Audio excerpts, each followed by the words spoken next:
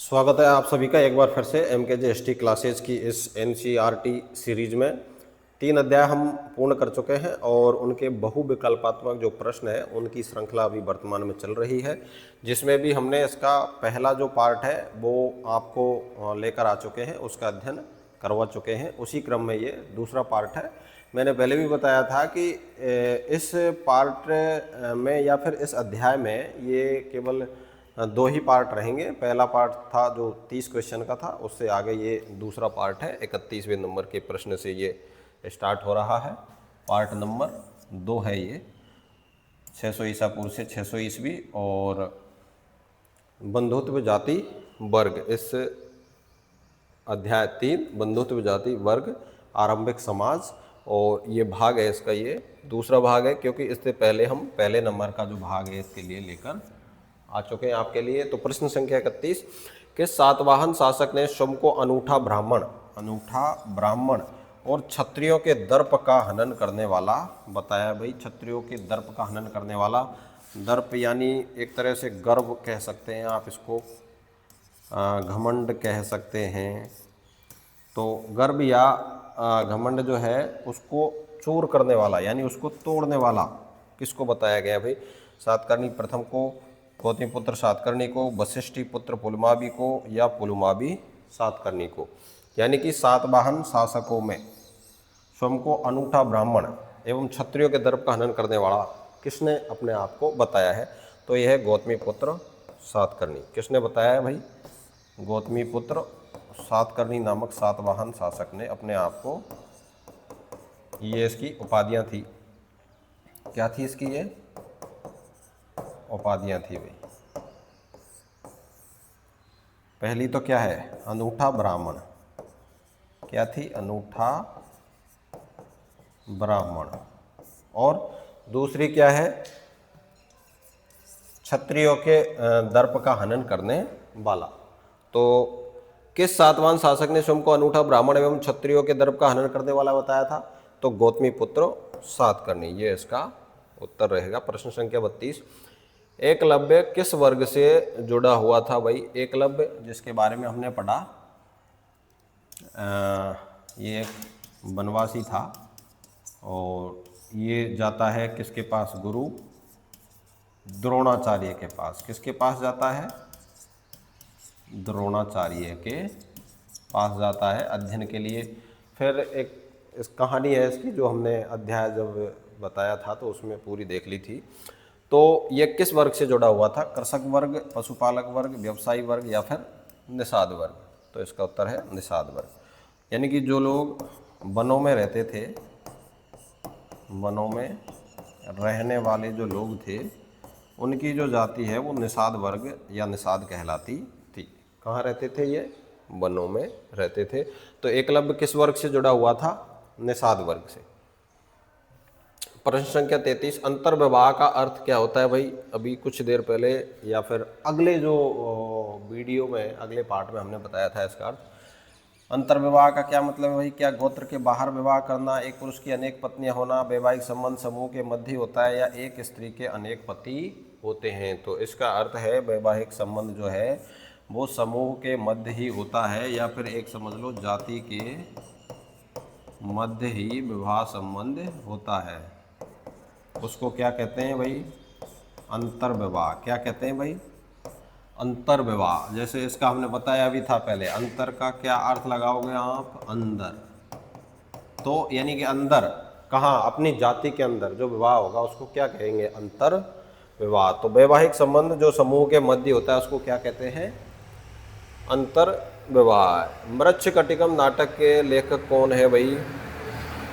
मृच्छकटिकम ये नाटक है, इसके लेखक कौन है? क्या कालिदास है या शूद्रक है, वराह मिहिर है या फिर आर्यभट्ट है? तो इसके लेखक है शूद्रक।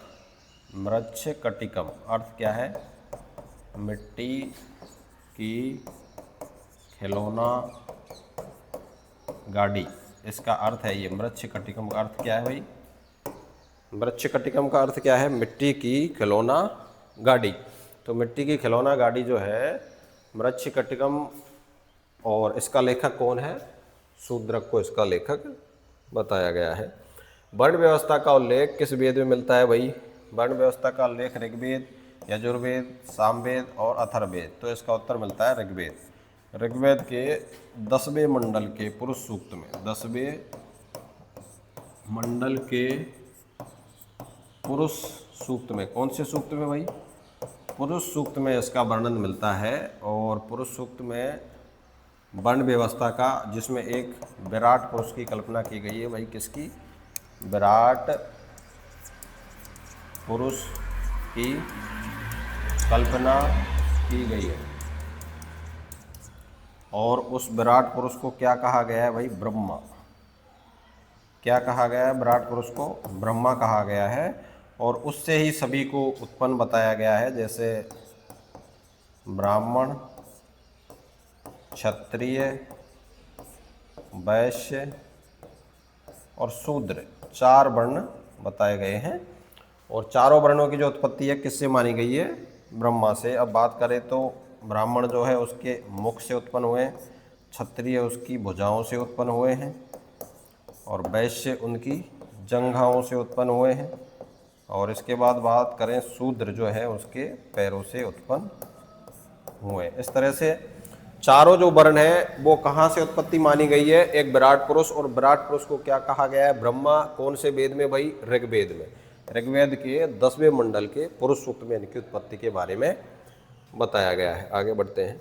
सुदर्शन झील के जीर्णोद्धार के बारे में बताने वाला अभिलेख किस शासक का था? स्कंदगुप्त का था, या फिर चंद्रगुप्त मौर्य का, रुद्रदमन का और समुद्रगुप्त का? सुदर्शन झील के जीर्णोद्धार के बारे में बताने वाला जो शिलालेख है, अभिलेख है, वो किसका है? तो रुद्रदमन का। और अभिलेख का क्या नाम है भाई? जूनागढ़ अभिलेख। क्या नाम है? जूनागढ़ अभिलेख। कहाँ पर है भाई ये? गुजरात में। कहाँ पर है? गुजरात में। और इसमें क्या है?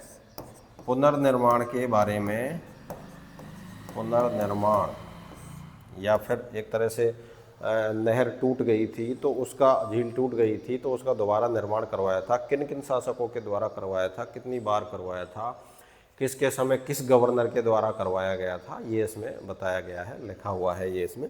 और इसके बारे में हमने पहले भी काफ़ी सारा अध्ययन इसमें कर चुके हैं। वह सातवां शासक जो इस बात का दावा करता है कि 4 वर्णों के बीच विवाह संबंध होने पर उसने रोक लगाई। कौन सा शासक था? सातकर्णी प्रथम था, या गौतमी पुत्र सातकर्णी था, वशिष्ठी पुत्र पुलमावी था, या फिर पुलमावी द्वितीय था? कौन सा ऐसा शासक था जो इस बात का जिक्र करता है कि उसके द्वारा जो वर्णों में विवाह होते थे आपस में, चारों वर्णों में, तो उस पर उसके द्वारा रोक लगाई गई? यानी कि विवाह जो समाज में नियम और कानून प्राप्त है उसी हिसाब से होने चाहिए।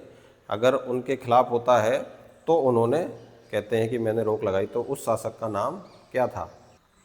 तो ऐसा शासक जिसने इन पर रोक लगाई, गौतमी पुत्र सातकर्णी वो शासक था, जिसके द्वारा क्या है, चारों वर्णों के बीच विवाह संबंध पर उसने रोक लगाई थी। रेशम बुनकरों की एक श्रेणी जिसका उल्लेख अभिलेख में हुआ है, किस अभिलेख में हुआ है भाई? क्या जूनागढ़ अभिलेख में हुआ है, मंदसौर अभिलेख में हुआ है, बेशनगर अभिलेख में हुआ है, या मास्की अभिलेख में? रेशम बुनकरों की एक श्रेणी जो एक जगह से दूसरी जगह गई थी, उससे संबंधित प्रश्न भी आगे आएंगे, उनको देखेंगे हम। तो उसका उल्लेख हुआ है मंदसौर अभिलेख में। किसमें हुआ है? मंदसौर, जिसके बारे में हमने देखा था पहले। उसका जो प्राचीन नाम है वो किस नाम से जाना जाता है? दसपुर। किस नाम से जाना जाता है? दसपुर, जो कि क्या है इसका प्राचीन नाम। और वर्तमान में इसका नाम क्या है? मंदसौर। वर्तमान में मंदसौर। तो यहाँ पर एक अभिलेख है जिसमें रेशम बुनकरों की श्रेणी के बारे में बताया गया है। प्रश्न संख्या 39, रेशम बुनकरों की श्रेणी कहाँ से आई थी जो मंदसौर में आकर बस गई थी? ये कहाँ से आई थी भाई ये जो श्रेणी? इसके बारे में बताया, गुजरात के लाट प्रदेश से, मध्य प्रदेश के लाट प्रदेश से, उत्तर प्रदेश के लाट प्रदेश से, राजस्थान के लाट प्रदेश से। इस प्रकार के क्वेश्चन अक्सर परीक्षाओं में आते रहते हैं, आपको इन पर विशेष फोकस रखना चाहिए। प्रतियोगी परीक्षाओं में बहुत आते हैं ऐसे क्वेश्चन। तो ये आई थी गुजरात के लाट प्रदेश से, गुजरात के लाट प्रदेश से। इसका जो वर्णन है वो हमने अभी देखा था, किसमें है भाई? मंदसौर अभिलेख में। किसमें है? मंदसौर अभिलेख में। और मंदसौर प्राचीन नाम है किसका? दसपुर का। किसका प्राचीन नाम है भाई? दसपुर है, दसपुर का ये प्राचीन नाम है। तो गुजरात के लाट प्रदेश से ये जो श्रेणी है वो आई थी। रेशम बुनकरों की श्रेणी ने मंदसौर में किस देवता के मंदिर के निर्माण में धन खर्च किया था, यानी किस देवता के मंदिर के लिए इन्होंने धन दिया था? इंद्र देवता, विष्णु देवता, सूर्य देवता या फिर कृष्ण भगवान? बताइए आप लोग। सूर्य देवता। क्या है? सूर्य देवता इसका उत्तर है। सूर्य देवता के मंदिर के निर्माण में इन्होंने क्या किया था? मंदिर के निर्माण में इन्होंने धन दिया था। कौन सी? रेशम बुनकरों की श्रेणी ने। किन्होंने दिया था? रेशम, ये रहा, रेशम बुनकरों की श्रेणी ने। और कहाँ से आई थी ये भाई? मंदसौर में आकर बस गई थी। मंदसौर में आकर ये बस गई थी। और कहाँ से आई थी इसके बारे में हम, तो मंदसौर में आए थे ये, और गुजरात के लाट प्रदेश से। कहाँ से? गुजरात के लाट प्रदेश से ये श्रेणी आई थी। और इसने क्या किया था? सूर्य मंदिर के निर्माण के लिए धन दिया था। सूर्य मंदिर के निर्माण के लिए धन प्रदान किया था। धन प्रदान किया था इस श्रेणी ने। तो ये श्रेणी आई थी रेशम बुनकरों की गुजरात के लाट प्रदेश से। सूर्य मंदिर के निर्माण में इन्होंने धन प्रदान किया था। और इसका जो वर्णन है मंदसौर अभिलेख में हमें मिलता है।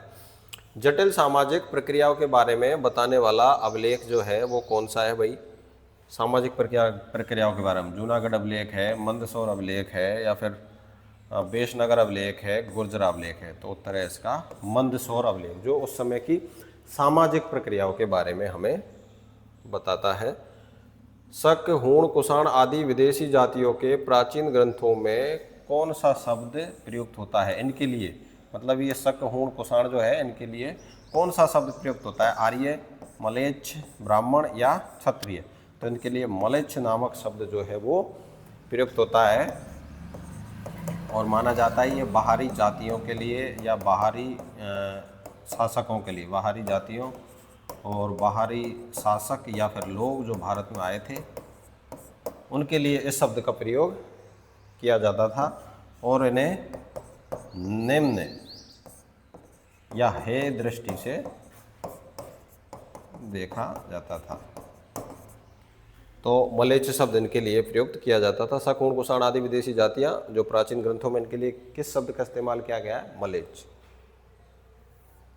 चंडालों की सूची कहाँ मिलती है भाई? चांडालों की सूची किस में मिलती है? क्या नारद स्मृति में, मनुस्मृति में, याज्ञवल्क्य की स्मृति में, या बृहदारण्यक स्मृति में? तो चांडालों की सूची जो है मिलती है मनुस्मृति में। मनुस्मृति में इनके बारे में जानकारी दी गई है। और क्या दी गई है? इनके कार्यों के बारे में जानकारी। क्या दी गई है? इनके कार्यों की जानकारी दी गई है कि इनको क्या क्या कार्य करने हैं और किस प्रकार से करने हैं। इन पर बहुत सारी पाबंदियां लगाई गई थी और इनका आना जाना भी बिल्कुल मना था। शहर में आ नहीं सकते थे, जा नहीं सकते थे। लोहे के ये जो लोग हैं वो वस्त्र पहनते थे। इसके अलावा हाथों में हथकड़ियाँ भी कई बार इनके लगा दी जाती थी। शहर से या अंदर आते थे तो खड़ताल बजाकर आना पड़ता था। और जो लोग जिनके कोई सगे संबंधी नहीं होते थे उनका अंतिम संस्कार भी इनके द्वारा ही किया जाता था। तो इनकी काफ़ी सारी कार्यों की एक सूची है जो दी गई है किसमें? मनुस्मृति में इनकी सूची दी गई है। इनके कार्यों की भी सूची दी गई है कि ये क्या क्या कार्य करते थे। प्रश्न संख्या 44। किस चीनी यात्री ने कहा कि एक्सप्रेसों को सड़क पर चलते हुए करताल बजाकर अपने होने की सूचना देनी पड़ती थी? जब चलते थे ना तो इस प्रकार से करताल बजाकर अपनी सूचना देनी पड़ती थी जिससे अन्य जन उन्हें देखने के दोष से बच जाए। क्योंकि समाज में माना जाता था कि ये दिख गए इसका मतलब ये है कि आपको दोष लगेगा, आपको पाप लगेगा, तो अपने आप को इनसे बचाना है।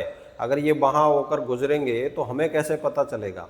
तो इसलिए एक नियम बना दिया गया कि जब भी ये गुजरेंगे शहर से या फिर किसी गांव से आसपास से तो खड़ताल बजाते हुए ये गुजरेंगे, जिससे क्या है लोगों को पता चल जाए कि भाई कोई चंडाल आ रहा है, तो उसके देखने का जो दोष है उससे बच जाए। ऐसा किसने कहा? फाइयान, हैनसांग, सुंगयुन, ये थोड़ा सही नहीं है इसमें, सुंगयुन ये भी चीनी यात्री था। और महात्मा गांधी, किसके द्वारा कहा गया ये?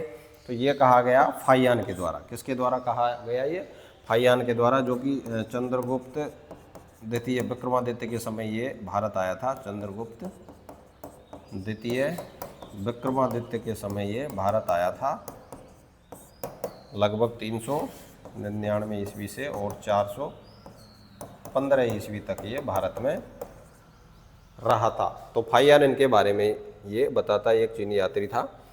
मनुस्मृति के अनुसार पुरुषों के लिए संपत्ति अर्जित करने के कितने प्रकार थे? भाई मनुस्मृति में बताया गया है पुरुषों के लिए, पुरुष कितने प्रकार से संपत्ति अर्जित कर सकते थे? 5, 6, 7 या 8। तरीके कितने थे? तो भाई इनके तरीके थे 7। पुरुष संपत्ति कितने तरीके से अर्जित करते थे? भाई 7 प्रकार। कितने प्रकार बताए गए हैं?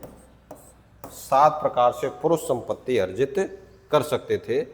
वहीं अगर ये बात महिलाओं के लिए आती है तो महिलाओं के लिए भी पूछा गया है कि मनुस्मृति के अनुसार स्त्रियों के लिए संपत्ति अर्जन के तरीके जो है कितने थे, कितने प्रकार थे? स्त्रियां संपत्ति अर्जन के क्या 5 थे या 6 थे, 7 थे या फिर 8 थे? महिलाएं 6 प्रकार से। तो ये ध्यान रखना है, पुरुष 7 प्रकार से और महिलाएं 6 प्रकार से, मात्र एक का अंतर है।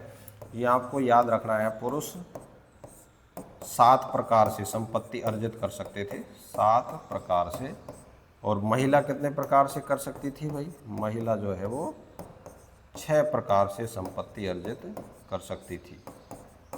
ये संपत्ति अर्जन के तरीके थे। संपत्ति अर्जन करने के तरीके की कितने प्रकार से संपत्ति अर्जित कर सकते थे, याद रखना है। पुरुष 7 प्रकार से और महिलाएं 6 प्रकार से। बौद्ध धर्म के किस ग्रंथ में बताया गया है कि राजा का पद लोगों के द्वारा चुने जाने पर निर्भर करता था और कर वह मूल्य था जो लोग राजा की सेवा के बदले उसे देते थे? पहला तो ये बताया गया है कि राजा का जो पद है लोगों के द्वारा चुने जाने पर निर्भर करता था, यानी चुना जाता था। दूसरा, कर जो नाम है उसका वह मूल्य था जो राजा की सेवा के बदले राजा को लोग देते थे। तो किसमें बताया गया है? विनय पिटक, सूत्र पिटक, अभिधम्म पिटक और मध्यम निकाय। ये बताया गया है भाई विनय पिटक में। त्रिपिटक, सूत्र पिटक, विनय पिटक और अभिधम्म पिटक, तो विनय पिटक में ये बताया गया है, याद रखना है। परंपरा के अनुसार महाभारत के लिपिक यानी लिखने वाले किसको माना जाता है? क्या श्री विष्णु भगवान को, श्री कृष्ण भगवान को, श्री गणेश को या फिर शंकर भगवान को? जैसे कहते हैं कि महाभारत के रचयिता महर्षि वेदव्यास, किसको माना जाता है? महर्षि वेदव्यास को, जिसके बारे में हमने बताया। लेकिन ये इसको बोलने वाले थे और लिखने वाले कौन थे? लिखने वाले थे श्री गणेश। तो लिपिक किसको माना गया भाई? लिखने वाले को। तो लिपिक कौन था? श्री गणेश। जबकि वेदव्यास क्या थे? बोलने वाले, वक्ता थे, यानी कि बोलने वाले थे। तो इन्होंने बोला था और लिखा किसने था भाई? श्री गणेश ने। किसने लिखा था? श्री गणेश ने। कुरुओं की राजधानी किसे माना गया भाई? कुरुओं की राजधानी किसे माना गया है? कुरु संप्रदाय, कुरु जनपद की जो है चंपा, राजगृह, कोटली या हस्तिनापुर को माना गया है। किसको माना गया भाई? हस्तिनापुर को कुरुओं की राजधानी माना गया है।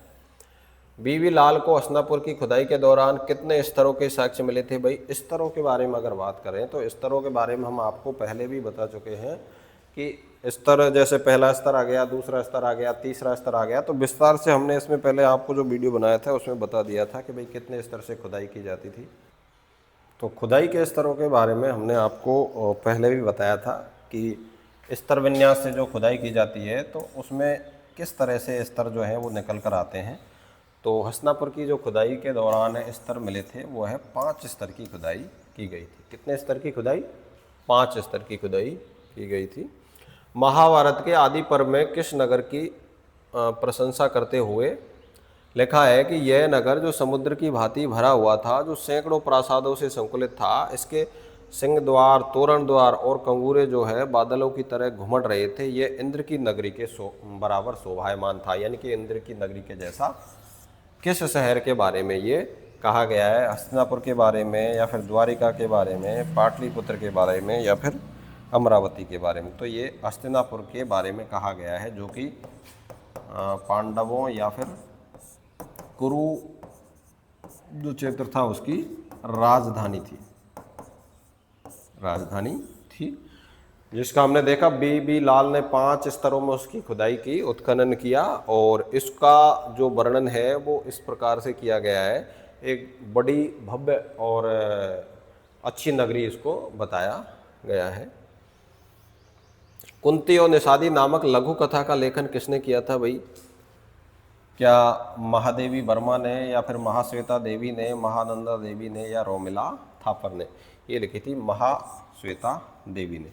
एक लघु कथा है, लघु कथा है, जिसमें क्या है कि जैसे कि पांडवों को राज मिल गया था, उसके बाद कुंती वन में बैठी हुई थी और वो वहाँ रहती थी, तो वो पृथ्वी से अक्सर बातें करती थी।